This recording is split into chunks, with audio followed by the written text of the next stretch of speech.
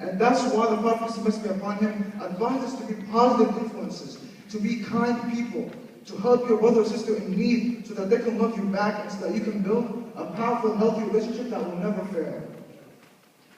And these responsibilities of a Muslim apply regardless of whether the Muslim you're helping is a good person or a bad person.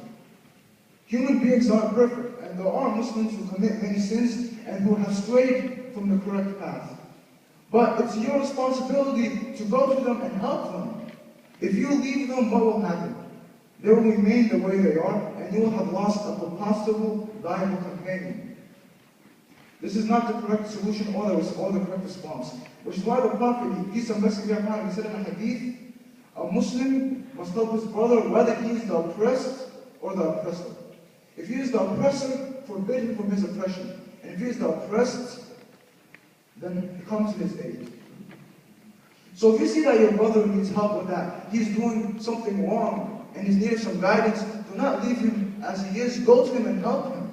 It's your responsibility on the day of judgment, you will be asked about what you did to help your brother and sister in Islam.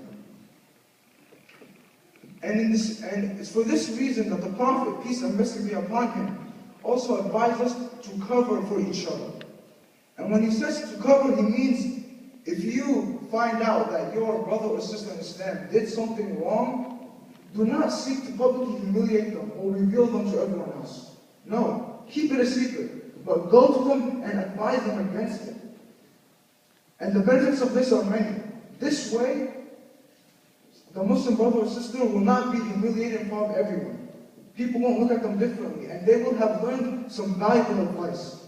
And when they see that you want to help them, that you want to advise them, these are the steps to building a healthy relationship and strengthening it and making it a bond that's based on love for the sake of Allah subhanahu wa ta'ala. And it's for the same reason that the Prophet, peace and blessings be upon him, forbade us from mocking each other.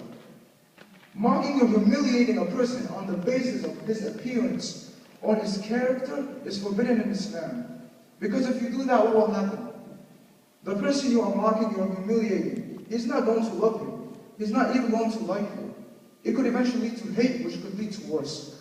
And if you do this, you're giving the shaitan an opportunity. Remember that the shaitan's purpose is to split us apart, to spread discord amongst us. And if you do this, this is the perfect opening for the shaitan. When you mock your brother and create feelings of animosity between you two, here's where the shaitan can come in and put suspicions in your minds and further the gap between you two until your relationship becomes beyond repair. Which is why the Prophet, peace and blessings be upon him, he said that two Muslims are forbidden from abandoning one another for more than 3 days, each of them turning away from each other. The better of them is the one who beats the other first. And the significance of this hadith is incredible. We hear all the time of broken relationships that last a lifetime, that were never repaired.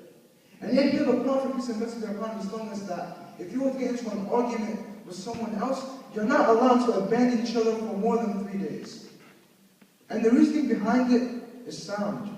Because if you leave each other for more than 3 days and continue brooding on your own, what will happen?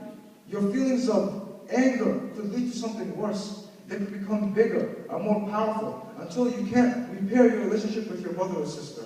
Which is why the Prophet gave us a timetable of 3 days, so that you have enough time to cool off and then return to your brother and repair your relationship. This way your love is preserved, and this way you remain close brothers in Islam. And all these points, once again, go back to the central point of inspiring faith and love in each other and avoiding anything that could lead to feelings of hatred and animosity. And the point here is to prevent this so that your relationship with each other, whether it's with your spouse or with your sibling or with a friend of yours, can remain strong and powerful, and that your love for the sake of Allah remains strong. So now that we've discussed what love for the sake of Allah subhanahu wa ta'ala is, and the steps that we can take to build such a relationship and to preserve it, why is this so important? What are its benefits? And the reason I'm mentioning them together is because the benefits of love for the sake of Allah is consistent with its importance. It is because of its benefits that love for the sake of Allah subhanahu wa ta'ala is so important. First of all, love for the sake of Allah subhanahu wa ta'ala is a literal manifestation of our religion, of our faith. Because if you love someone and you love them for a reason other than for Allah's sake, then obviously there's something else in your heart besides Allah. And you could possibly be attaching yourself to materialistic things. And if you do this could eventually lead to worse, which could eventually lead to disbelief. So love for the sake of Allah is actually a representation of our faith, of our religion. And love for the sake of Allah, as I mentioned before, it forms a bond that won't die when you die. It will continue to live. And on the Day of Judgment, it will still be there. Allah subhanahu wa ta'ala, He says in the Quran, in ayah 67, Surah Al-Zukhruf, الأخلاء يومئذ بعضهم لبعض عدو إلا المتقين. Close friends on that day will be foes to one another, except for the righteous. So the ones who manage to establish this close love, this unshakable love for the sake of Allah, who truly love each other, though, the people who manage to establish this bond, on the Day of Judgment, they will be there side by side. We hear all the time about how on the Day of Judgment, no one will care for another. The parent will not care for the child, the friend will not care for the friend. Your best friend in this world could abandon you in the hereafter. Everyone's only worried about themselves. But the ones who love each other for the sake of Allah, on the Day of Judgment, they will still be there for each other, side by side. And there's only one of the many benefits of love for the sake of Allah. If we're talking about it in terms of this world, love for the sake of Allah subhanahu wa ta'ala, if everyone had it, has the potential to completely transform the world as we know it. We live in a world of chaos and violence. Now imagine if everyone loved each other for the sake of Allah. Everyone had this close bond with each other. Imagine if everyone was willing to lend a hand to us, to someone else. Imagine if no one could stand to see someone else suffer in poverty. Imagine if you always had someone there by your side who could help you, regardless of where you were. Imagine if that was the kind of world that we lived in. But it's not. Because love for the sake of Allah is not very common anymore. Look at our Muslim Ummah. It's fractured and it's fragmented. Muslim countries stand by while others suffer. We hear all the time of the violence in Syria and Afghanistan and Iraq and Palestine. All these Muslim countries and the people suffering in them. We might think that we're taking the steps, we're doing whatever we can to help them, but are we? Are we really expending all our efforts to help our Muslim brothers? Or do we just think that because they're so far away, they're not our problem?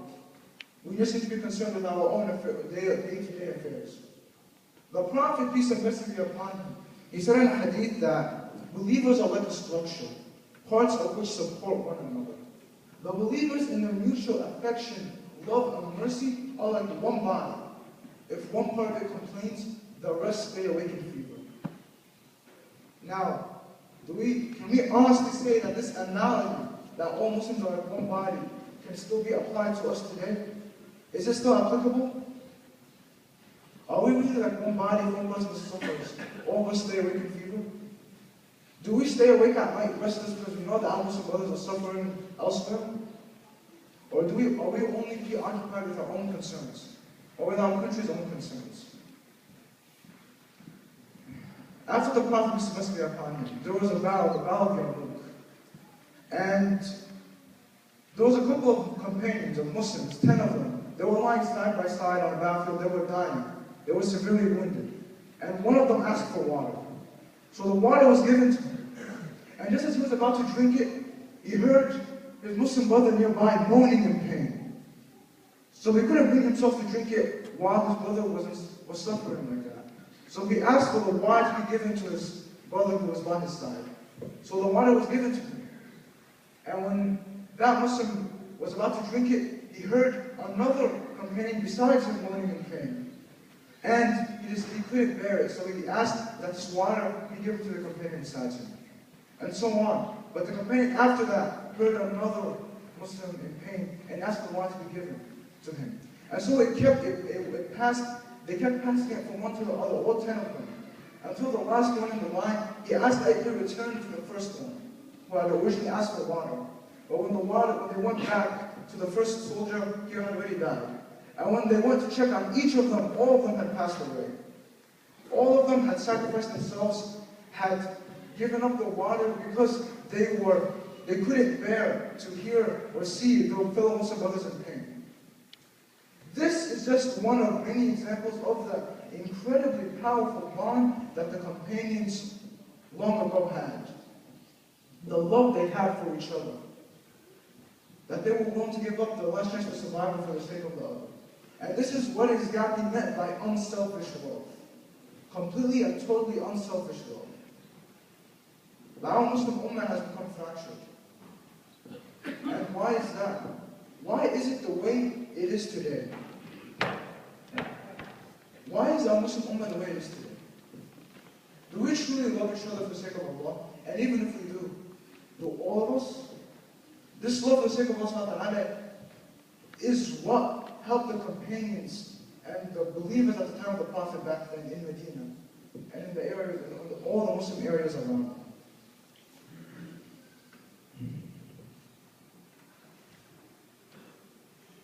And if you study American history, if you look at the period of the 1800s, during the 1800s there was a renewed spirit of reform, where the American people, motivated by their Christian faith, they wanted to reform society, fix the ills that they saw in society. They wanted to eliminate all evils. And so that's what they tried to do. They would pair off in groups. There were those who tried to reform prisons, those who tried to reform education. There were those who were civil rights activists. And there were those yet that were trying to create a utopia. So what is a utopia? The literal definition of a utopia is a perfect place. A place where conflict and evil and poverty and all the problems of the world as we know it do not exist. And that's what they were trying to do. They would go to a place, build a couple of buildings, settle it, and then invite other people over. And it would grow over the course of a couple of years. But ultimately, all these utopias that they tried to make failed. They would collapse after only half a decade or so. And why is that? They would fragment. And most people think that creating a utopia on earth is impossible. Creating a perfect place on earth is impossible. Or at least, and even creating something close to it is impossible. But as Muslims, we should know better. Look at the Prophet when he was in Medina with all his companions. It's true that they were constantly being assaulted by disbelievers from all directions, that there were hypocrites within their ranks. But what they had was that they truly loved each other for Allah subhanahu wa ta'ala's sake. And afterwards, as the Muslim Empire continued to expand, and it became the most powerful empire on earth at its time, it's hard to imagine. It's hard to imagine that the Muslim Ummah that we have today, that barely has a presence in international affairs, used to be the #1 power in the world. The position that America has today used to belong to the Muslims. And by the time of Umar ibn Abdul Aziz, the Muslims were in such prosperity that when the Muslim treasury would go to look for someone a poor person whom they can donate some money to, they couldn't find anyone. Everyone had wealth. Everyone was living in prosperity. There was peace. Everyone loved each other.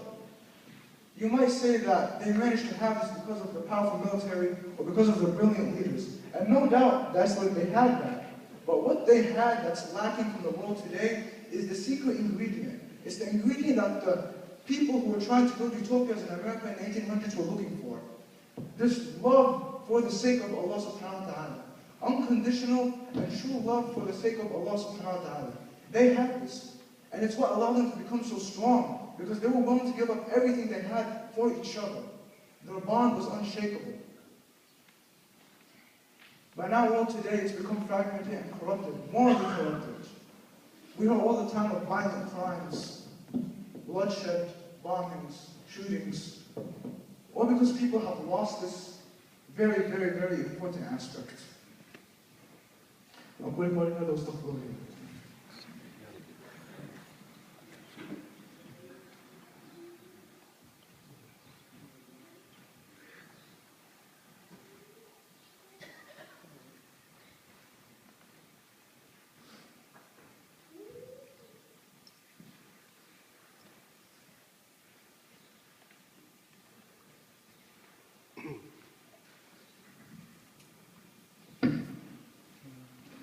إن الحمد لله نحمده ونستعينه ونستهديه ونعوذ بالله من شرور أنفسنا ومن سيئات أعمالنا من يهد الله فلا مضل له ومن يضلل فلا هادي له وأشهد أن لا إله إلا الله وحده لا شريك له وأن محمدا عبده ورسوله.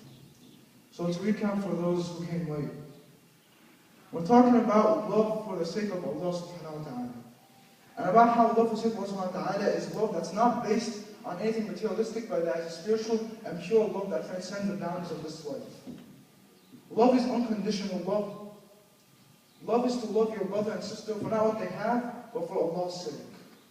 I'll talk about how the companions were the perfect examples of this love, and how our relationship should be evaluated based on love for the sake of Allah subhanahu wa ta'ala. I will talk about how we can take steps to form bonds that are based on this and to preserve them. To always be a positive influence and to help your brother so that you can inspire feelings of faith and confidence and love in one another. And to always avoid mockery or shameful acts so that you can preserve your relationship. And to always enter in a relationship with a sincere intention so that it does not become corrupted. Brothers, if you could just move forward to the keep coming back.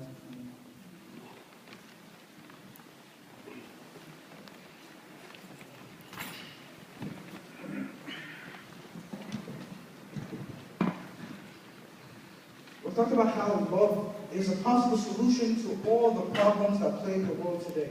And how the companions of the Prophet and Muslims that came after had this pure love for one another.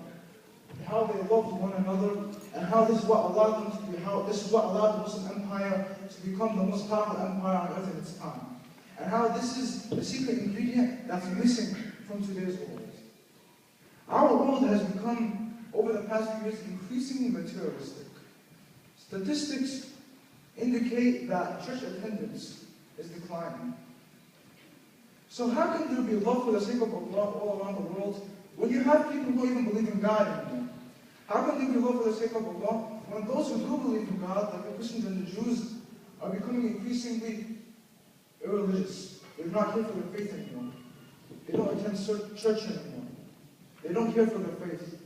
Which is why it's essentially left to us Muslims to have this love. And it's our responsibility to have this love for the sake of Allah subhanahu wa ta'ala in a world that shows all signs of only becoming more and more materialistic.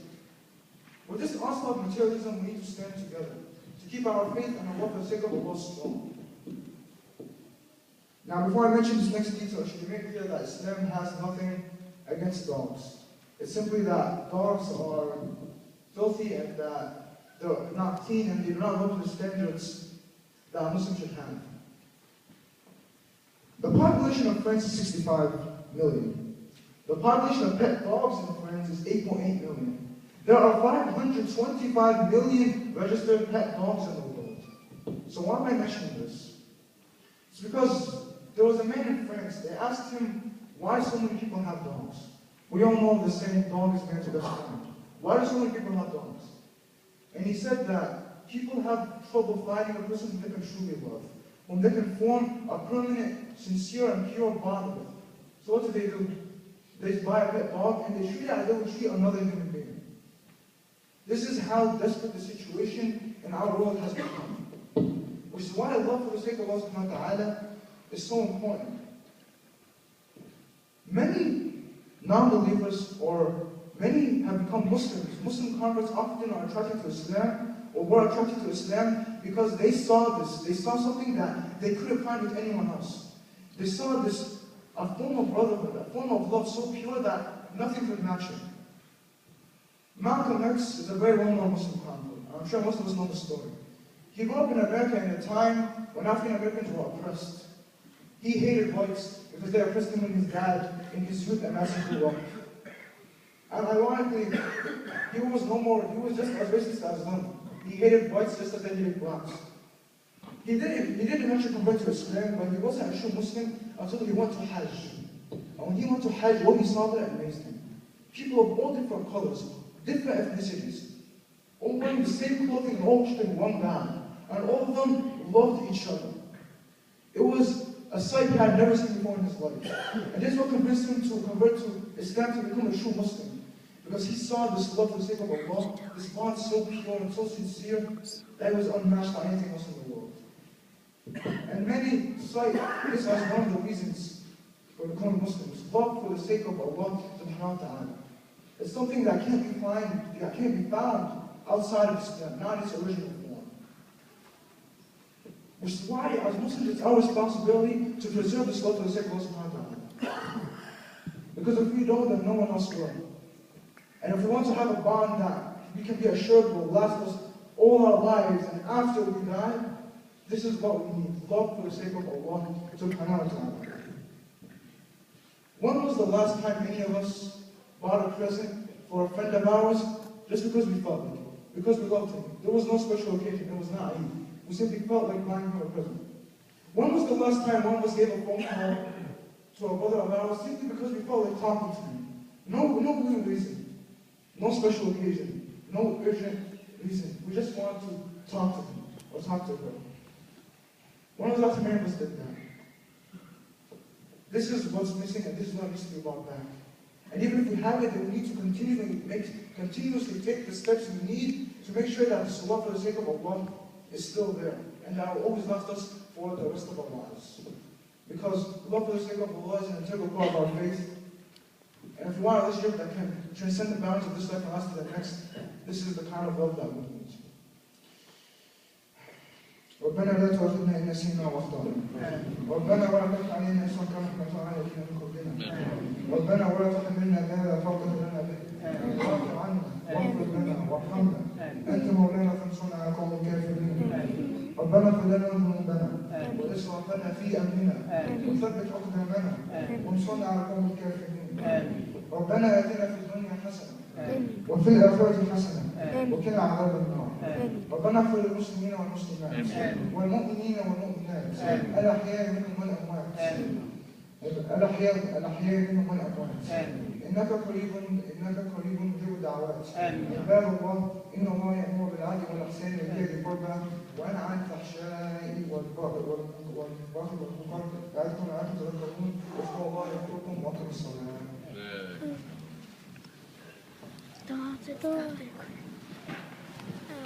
الله أكبر الله